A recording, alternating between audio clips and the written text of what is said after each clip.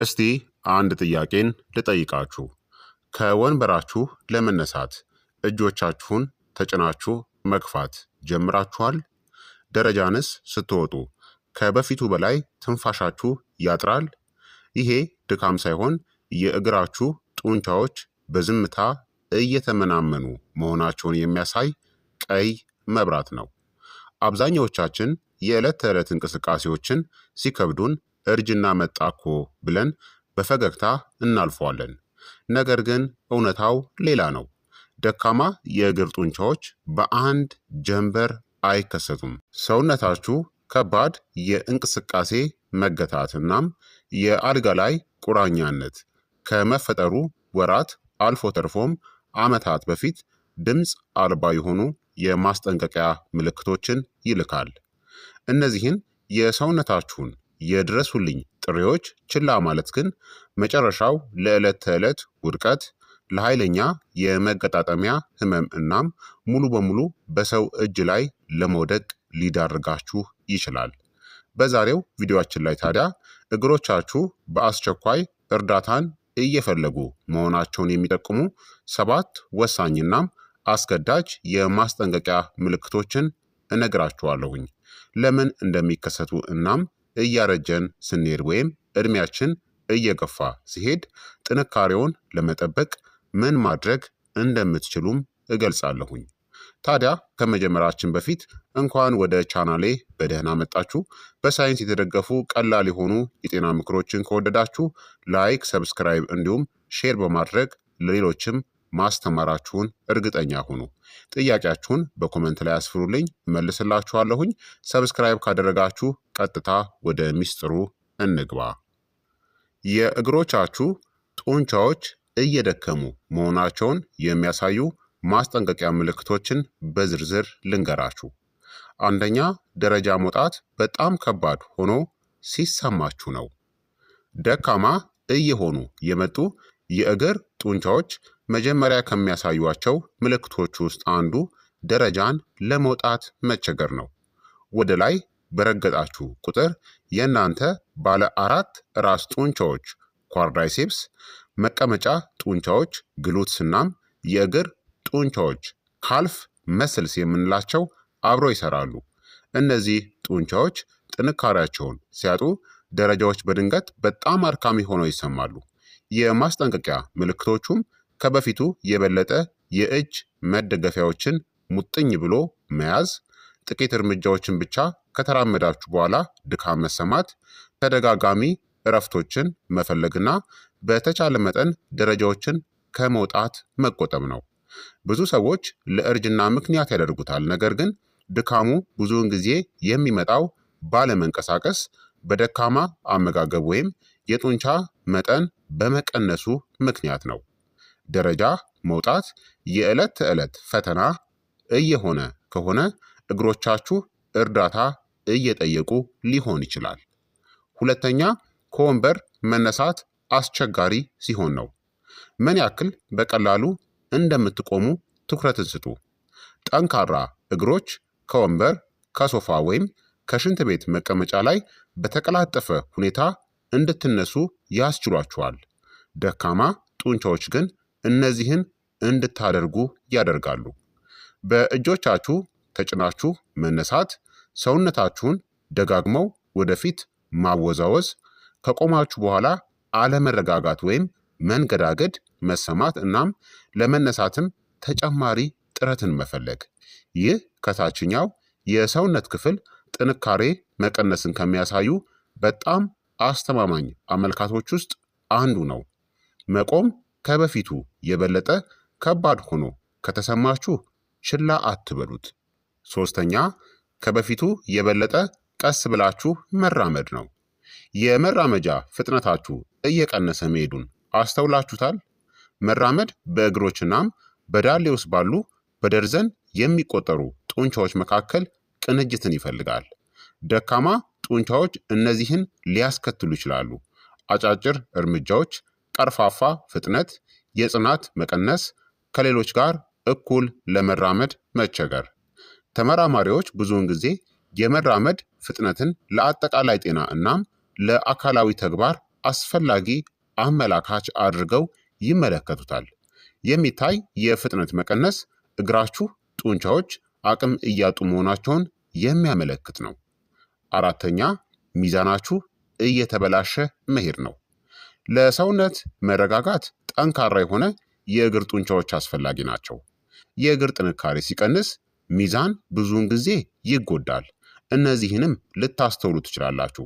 ቆማችሁ ስለ መንቀጥቀጥ መሰማት፣ ወጣ ገባ በሆነ መሬት ላይ ለመራመድ መቸገር፣ በተደጋጋሚ መሰናከል፣ ልብስ በምትለብሱበት ጊዜ ድጋፍን መፈለግ። ብዙ መውደቆች የሚጀምሩት ትክክለኛው አደጋ ከመከሰቱ ከረጅም ጊዜ በፊት በጡንቻ ድክመት ነው። የእግር ጥንካሬን ማሻሻል ሚዛንን ለማስተካከል እናም የመውደቅ አደጋን ለመቀነስ ከሁሉ የተሻሉ መንገዶች ውስጥ አንዱ ነው። አምስተኛ እግሮቻችሁ በፍጥነት ሲደክሙ ነው። በፊት ቀላል መስለው በታዩአችሁ እንቅስቃሴዎች ምክንያት እግሮቻችሁ በጣም እንደደከሙ ይሰማችኋል። ይህ ሊከሰት የሚችለው ጡንቻዎች ደካማ እናም አነስተኛ ብቃት ያላቸው ሲሆን ነው። በእነዚህ ጊዜያት ድካም ሊሰማችሁ ይችላል። ገበያ ስትወጡ፣ ስትራመዱ፣ የአትክልት ስፍራን ስትንከባከቡ፣ ቤትን ስታጸዱ። ጤናማ ጡንቻዎች ሳይደክሙ ረዘም ላለ ጊዜ መስራት ይችላሉ። እግሮቻችሁ በፍጥነት የሚዝሉ ከሆነ ይህ የጡንቻ ጥንካሬ እናም የመቋቋም አቅም መቀነሱን ሊያሳይ ይችላል። ስድስተኛ ተደጋጋሚ የእግር ቁርጥማት ወይም አለመረጋጋት ሲያጋጥማችሁ ነው። ምንም እንኳን ቁርጥማት ብዙ ምክንያቶች ሊኖሩት ቢችልም ደካማ ጡንቻዎች ግን ለአጠቃላይ ድካምናም ምቾት ማጣት የበለጠ የተጋለጡ ናቸው። ምልክቶቹም የእግሮች መንቀጥቀጥ መሰማት፣ ድንገተኛ የጡንቻ መወጠር፣ የሰውነትን አቋም ለመጠበቅ መቸገር፣ እግሮቻችሁ ሊከዱኝ ወይም ሊዝሉ ነው የሚል ስሜት መሰማት። ይህ አለመረጋጋት በራስ መተማመንን ሊነካ፣ ሰዎች ንቁ ተሳትፏቸውን እንዲቀንሱ ሊያደርግ ይችላል። ይህም ይበልጥ ለበለጠ ድክመት አዙሪት ይዳርጋል። ጡንቻዎች ባነሰ ቁጥር ጥቅም ላይ በዋሉ መጠን ይበልጥ እየደከሙ ይሄዳሉ። ሰባተኛ በአንድ ወቅት ተወዷቸው የነበሩትን እንቅስቃሴዎች ማድረግ ሲያቅታችሁ ነው። ይህ ከሁሉም ይበልጥ አስፈላጊው የማስጠንቀቂያ ምልክት ሊሆን ይችላል። ምናልባትም ከዚህ በፊት ረጅም ርቀት ትራመዱ ነበር፣ ተራራን ትወጡ ነበር፣ ትጨፍሩ ነበር፣ ስፖርትን ትጫወቱ ነበር፣ በግቢ ውስጥ በምቾት ስፖርትንም ወይም ደግሞ እርምጃዎችን ትሰሩ ወይም ታደርጉ ነበር። አሁን ግን እነዚህ እንቅስቃሴዎች ከባድ ወይም የማይቻሉ ይመስላሉ። ብዙ ሰዎች በቀላሉ እያረጁ እንደሆነ ያስባሉ። ነገር ግን አብዛኛውን ጊዜ የእንቅስቃሴ መቀነስ ከዕድሜ ብቻ ይልቅ ከጡንቻ መጥፋት ጋር የተያያዘ ነው። መልካሙ ዜና ግን ጡንቻዎች በማንኛውም የዕድሜ ክልል ውስጥ ለእንቅስቃሴ ወይም ለስፖርትናም ለትክክለኛ አመጋገብ በሚያስደንቅ ሁኔታ ምላሽን መስጠት መቻላቸው ነው። ታዲያ የእግር ጡንቻዎች ለምን ይደክማሉ? ምክንያቶቹን እስቲ እንመልከት። ለጡንቻ ድክመት በርካታ ምክንያቶች አስተዋጽኦን ያደርጋሉ። አንደኛ የአካል ብቃት እንቅስቃሴ ማጣት ነው። ጡንቻዎች ዘወትር ፈታኝ እንቅስቃሴ ካልተደረገላቸው ይደክማሉ። ሁለተኛ እርጅና ነው።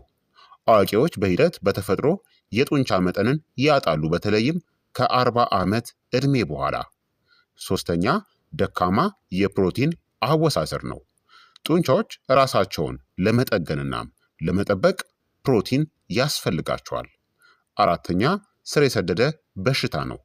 በነርቮች፣ በመገጣጠሚያዎች፣ በልብ ወይም በሜታቦሊዝም በምግብ መፈጨት ስርዓት ላይ ተጽዕኖን የሚያሳድሩ ሁኔታዎች ጥንካሬን ሊቀንሱ ይችላሉ። አምስተኛ ደካማ እንቅልፍ ነው። ማገገምና ጡንቻን መጠገን የሚከናወነው በእንቅልፍ ወቅት ነው። ስድስተኛ ከመጠን በላይ መቀመጥ ነው። ለረጅም ጊዜ መቀመጥ የእግር ጡንቻዎችን በሚያስደንቅ ፍጥነት ሊያዳክማቸው ይችላል። ታዲያ የእግራችሁን ጡንቻዎች እንዴት ጠንካራ ማድረግ ይቻላል? እስቲ መፍትሄዎቹን እንመልከት። አንደኛ በየቀኑ ተራመዱ። ቢያንስ ከ20 እስከ 30 ደቂቃዎች ለመራመድ አልሙ። ሁለተኛ የጥንካሬ ልምምዶችን አድርጉ። እነዚህን ሞክሩ። እስኳት ወይም ቁጭ ብሎ መነሳት፣ በተለምዶ ቁጭ ብድግ የምንለውን ስፖርትን ስሩ። በደንብ እያዳበራችሁት ስትመጡ ወደ ጃምፕ ስኳት ቀይሩት።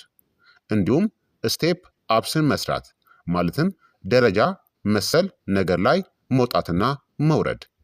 እንዲሁም ለንጅስ የምንለው እግርን ወደፊት ዘርግቶ መስራት። እንዲሁም በእግር ጣቶች ላይ መቆም፣ በተለምዶ ካልፍ ሬይዝ የምንለው የካልፍ የእግራችን የባት ጡንቻዎችን ማሰራት በእግር ጣቶቻችሁ እየቆማችሁ ማለት ነው። እንዲሁም ከወንበር መነሳት ልምምድን ማድረግ። በተለይ ጃፓኖች የሚሰሩት የአኗኗር ዘይቤ ትልቅ ሚስጥር ነው። ይህ ከወንበር ላይ መነሳት ልምምድ ማለት ነው። በተለምዶ ጃፓኖች አቀማመጣቸው በቤታችሁ ውስጥ በወለል ላይ መቀመጥን ያበዛሉ። ምክንያቱም ልክ በሚነሱበት ሰዓት ጡንቻዎቻቸው በከፍተኛ ሁኔታ ይሰራል። የጃፓኖች የረጅም ዕድሜ አንዱ ሚስጥር ይህ ነው። ስለዚህ ከወንበራችሁ ላይ መነሳትና መቀመጥ ያሉ ልምምዶችን ማድረግ ያስፈልጋል። ሶስተኛ በቂ ፕሮቲንን ተመገቡ። እነዚህን አካቱ። ባቄላ፣ ቦለቄ፣ ምስር፣ አሳ፣ እንቁላል፣ ስስ የሆነ ስጋንና የወተት ተዋጽኦችን ተጠቀሙ። አራተኛ ቀኑን ሙሉ ንቁ ሆናችሁ ቆዩ። ያለምንም እንቅስቃሴ ለሰዓታት ከመቀመጥ ተቆጠቡ። አምስተኛ ጤናማ ክብደትን ጠብቁ። ከመጠን በላይ ክብደት በእግሮችና በመገጣጠሚያዎች ላይ ተጨማሪ ጫናን ይፈጥርባችኋል። ስድስተኛ ለእንቅልፋችሁ ቅድሚያን ስጡ። በየምሽቱ ከ7 እስከ 9 ሰዓታት ጥራት ያለው እንቅልፍን ለማግኘት ሞክሩ። በአጠቃላይ እግሮቻችሁ የነፃነታችሁ መሰረት ናቸው። ደረጃ የመውጣት ችግር፣ ከወንበር መነሳት፣ ቀስ ብሎ መራመድ፣ ደካማ ሚዛን፣ ተደጋጋሚ ድካም፣ አለመረጋጋት ወይም በአንድ ወቅት ተወዷቸው የነበሩትን እንቅስቃሴዎች ማቆም እያጋጠማችሁ ከሆነ የእግራችሁ ጡንቻዎች እየደከሙ ሊሆን ይችላል። እነዚህን የማስጠንቀቂያ ምልክቶች በቶሎ በተገነዘባችሁ ቁጥር ጥንካሬን መልሶ መገንባትናም ለሚቀጥሉት ዓመታት ንቁ ሆኖ መቆየት የበለጠ ቀላል ይሆናል። ታዲያ ከነዚህ የማስጠንቀቂያ ምልክቶች መካከል የትኛውን ሰሞኑን አስተውላችኋል? መልሳችሁን በኮመንት ላይ አስፍሩልኝ። እናም እያረጃችሁ ወይም እድሜያችሁ እየጨመረ በሚሄድበት ጊዜ ጠንካራ እናም ተንቀሳቃሽ መሆን ለሚፈልግ ሰው ደግሞ ይህንን ቪዲዮ ላይክ ማድረጋችሁን፣ ሰብስክራይብ ማድረጋችሁንና ሼር በማድረግ ለሌሎችም አስተምሯቸው። ጥያቄያችሁን በኮመንት ላይ አስፍሩልኝ። ስለተመለከታችሁኝ እጅግ አመሰግናለሁኝ። በቀጣይ የጤና ትምህርት እስከምንገናኝ እኔንም እናንተንም ቸር ያቆየን። መልካም ጊዜ፣ መልካም ቆይታ። ቻው ቻው።